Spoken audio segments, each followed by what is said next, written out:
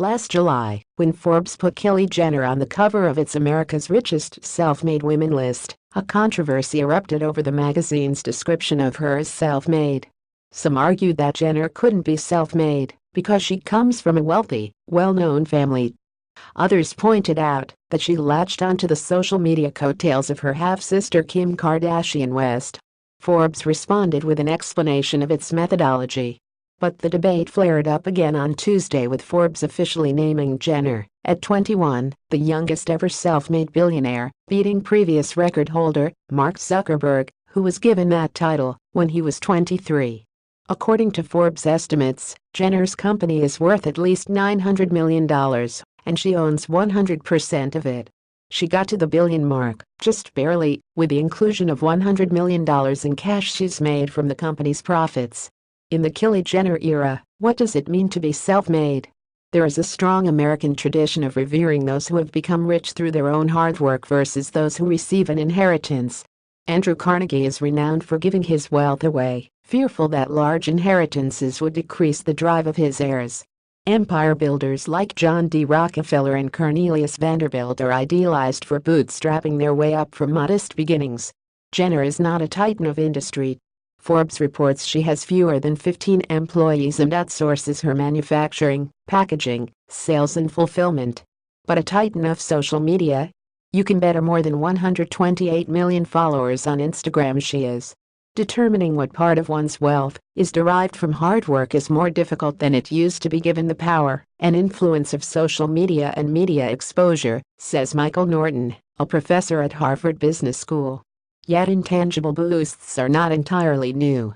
Before social media, he says, even if your parents were wealthy but didn't leave you money, they still could give you a leg up through a good education, their connections and other opportunities. It is exacerbated with social media, Norton says. But being self-made is still partly about leveraging someone else's existing connections and then seeing if you can build on it. Jenner does stand to be happier about her fortune because she earned it herself, says Norton. Norton's research shows that having more money does make you happy, and it makes you happier when you make the money yourself. How self-made are these billionaires? Forbes defines being self-made as someone who built a company or established a fortune on her own, rather than inheriting some or all of it. To account for the benefits of family wealth, and to better reflect how far some people have come in relation to others, Forbes introduced a scale in 2014 that ranges from 1 for someone who entirely inherited their wealth to 10 for someone who is entirely self-made. Oprah Winfrey, for example, who was raised by a single mother in poverty, is a 10, according to Forbes. Similarly, George Soros, who survived the Nazi occupation of his home country of Hungary and later fled to England, where he worked his way through the London School of Economics as a railway porter and waiter, is also a 10. On the other end of the spectrum are people who have inherited wealth and have not actively worked to increase it. Alice Walton, the only daughter of Walmart founder Sam Walton, and Laurene Powell Jobs, the widow of Steve Jobs, are 1s. Where does Kylie Jenner fall? At a 7. She is just one notch below Jeff Bezos, Warren Buffett and Mark Zuckerberg, who are all 8s on Forbes' scale.